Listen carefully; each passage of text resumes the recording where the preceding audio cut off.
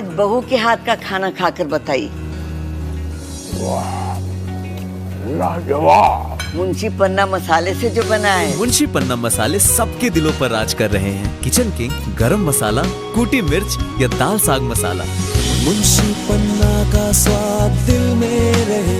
गणेश दुर्गा महोत्सव कमेटी के तत्वावधान में लंगड़े की चौकी शास्त्री नगर स्थित श्री हनुमंत धाम में आयोजित 10 दिवसीय श्री राम कथा महायज्ञ के द्वितीय दिवस पर कथा व्यास भारत उपाध्याय ने राम नाम जप की महिमा का वर्णन करते हुए श्रद्धालुओं को जीवन में भक्ति, मर्यादा और आत्म संयम अपनाने का संदेश दिया। कथा के द्वितीय दिवस की शुरुआत कथा व्यास भारत उपाध्याय ने राम नाम जप की महिमा का वर्णन करते हुए की।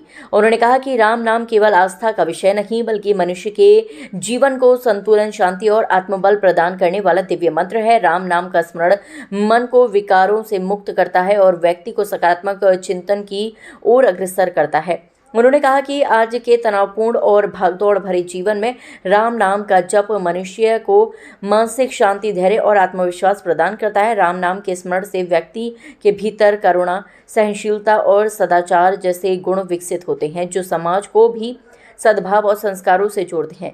इसके पश्चात उन्होंने ऋषि भारद्वाज और महर्षि यज्ञवल्क्य जी की भेंट का प्रसंग सुनाते हुए बताया कि संतों और ऋषियों का संवाद केवल कथा नहीं बल्कि ज्ञान और भक्ति का संगम है। इस प्रसंग के माध्यम से ये संदेश मिलता है कि जिज्ञासा, श्रद्धा और सत्संग के माध्यम से ही मनुष्य आध्यात्मिक ज्ञान को प्राप्त कर सकता है। कथा के दौरान शिव और सती विवाह प्रसंग का वर्णन करते हुए उन्होंने बताया कि ये प्रसंग परिवार, सम्मान और मर्यादा का गहरा संदेश देता है। दक्ष प्रजापति के यज्ञ में भगवान शिव की अवहेलना और उसके बाद सती का अपने पिता के घर अपमानित होना इस बात का संकेत है कि अहंकार और अविवेक परिवार और समाज में दुख का कारण बनते हैं। सती द्वारा यज्ञ कुंड में स्वयं को भस्म कर लेने के प्रसंग त्याग और आत्मसम्मान की भावना को भी दर्शाता है। इस प्रसंग का वर्णन संजीव झांकी के माध्यम से किया गया। कथा व्यास ने कहा कि श्री राम कथा के प्रत्येक प्रसंग में जीवन के लिए गहरा संदेश छिपा है। यदि मनुष्य इन संदेशों को अपने आचरण में उतार ले तो परिवार, समाज और राष्ट्र में सद्भाव और नैतिकता का वातावरण बन सकता है। श्री हनुमंत धाम लंगड़े की चौकी के महंत गोपी गुरु ने अपने उद्बोधन में कहा कि श्री राम कथा का श्रवण मनुष्य के जीवन को संस्कारित करता है। राम कथा हमें मर्यादा, कर्तव्य और धर्म के मार्ग पर चलने की प्रेरणा देती है। और उन्होंने कहा कि आज के समय में जब समाज अनेक चुनौतियों का सामना कर रहा है तब रामकथा जैसे आध्यात्मिक आयोजन समाज में नैतिक मूल्यों को मजबूत करने का कार्य करते हैं।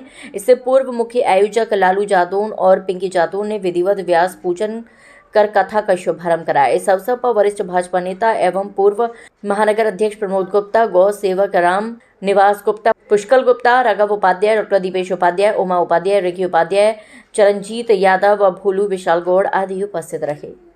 आज यहाँ कथा के दूसरे दिन भरत उपाध्याय जी ने शिव विवाह को किया, शिव पार्वती जी के विवाह को किया।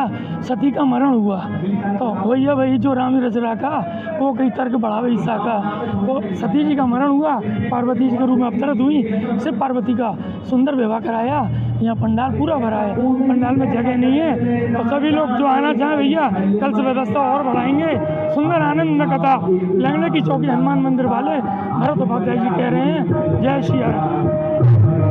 लोग दूर दूर से आए और बड़ा माहौल इतना अच्छा है कि आनंद आ रहा है इधर। और लोग राम कथा बड़े आनंद से सुन रहे हैं यहाँ पर और बड़ा मज़ा आ रहा है लोगों को। और सनातन का बहुत बहुत प्रचार हो रहा है यहाँ पे राम कथा के माध्यम से। और भरत उपाध्याय जी हमारे राम कथा इतनी सुंदर कह रहे हैं कि सबों को आनंद आ रहा है और यहाँ से उठने का किसी का मन नहीं कर रहा। देखिए, कहते हैं कलयुग केवल नाम आधारा, सुमिर सुमिर सब प्रभु राम ही पारा।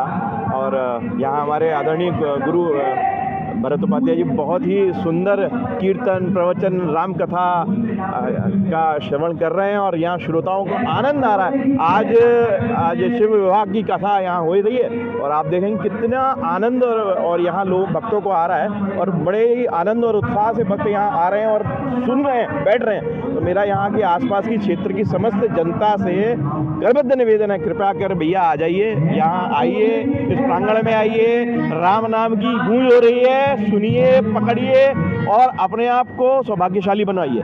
बस यही निवेदन मैं आसपास की जनता से सबसे करना